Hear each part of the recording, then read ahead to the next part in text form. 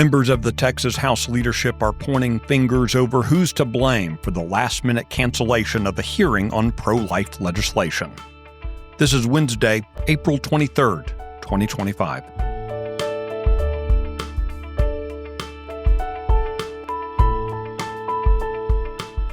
Texas Scorecard presents the day's first news for the Lone Star State, the Texas Minute, with your host, Michael Quinn Sullivan.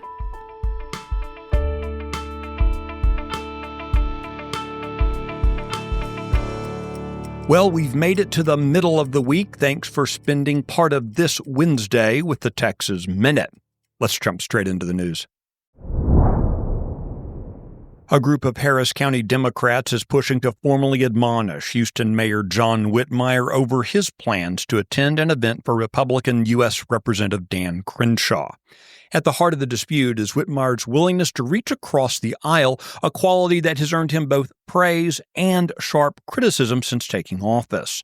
The proposed resolution, which still has to clear the party's resolutions committee before facing a full vote, carries no legal weight, but would publicly chastise the mayor. Some 30 precinct chairs in Harris County claim that Whitmire's record is, quote, indistinguishable from that of a MAGA mayor, and they go on to accuse him of abandoning their progressive principles. Whitmire's office told Texas Scorecard that the mayor is proud of his long history of working across the aisle. Legislation currently awaiting a hearing in the Texas House would increase parental involvement and state oversight in determining the appropriateness of library materials available to students in public schools. Looming legislative deadlines mean that activists are calling for action. By way of background, back in 2023, the Reader Act mandated the exclusion of sexually explicit books from Texas school libraries, and it required districts to adhere to new collection development standards. However, a key provision of that legislation required that vendors rate their books before selling them to school districts.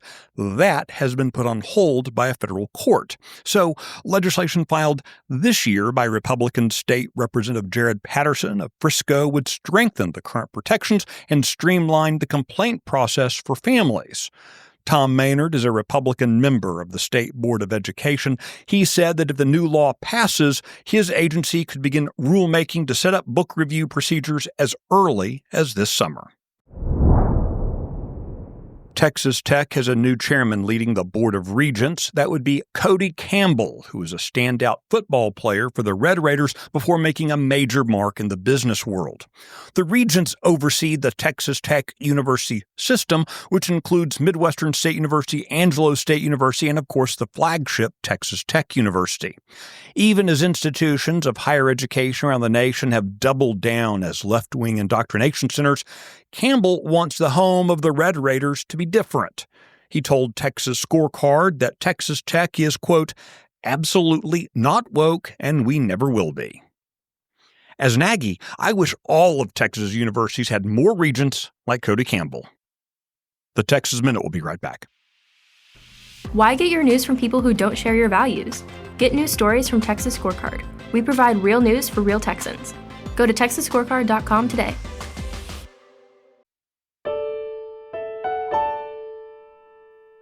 Legislation filed by Republican State Representative Brent Money of Greenville would remove legal protections for mothers who carry out self-managed abortions. That legislation was abruptly pulled from a scheduled committee hearing just one day before it was set to be heard this week. The legislation was scheduled for hearing yesterday in the House Criminal Jurisprudence Committee, but was removed from the hearing agenda late Monday night.